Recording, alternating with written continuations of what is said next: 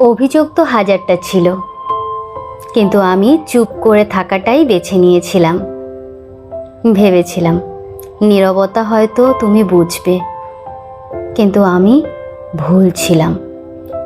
যেখানে চোখের জলের কোনো দাম নেই, সেখানে চিৎকার করে নিজের কষ্ট বোঝানোটা সেরফ বোকামি। আমি আসলে এমন একজনের কাছে গুরুত্ব খুঁজেছিলাম, যার কাছে আমার থাকা আর না থাকা দুটোই সমান।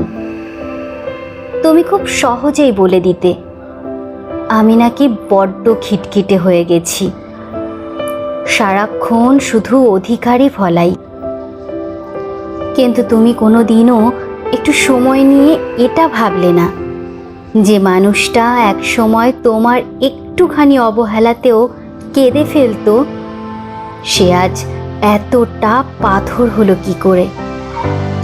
আসলে দোষটা তোমার নয়, দোষটা আমারই ছিল। তোমার দেওয়া অবহেলাগুলোকে আমি অতিরিক্ত ভালোবাসা ভেবে ভুল করেছি। আজ আর কোনো দাবি নেই, কোনো আবদারও নেই। ভালো থেকো। তোমার ওই আমাকে ছাড়া গুছিয়ে নেওয়া সাজানো দুনিয়ায়।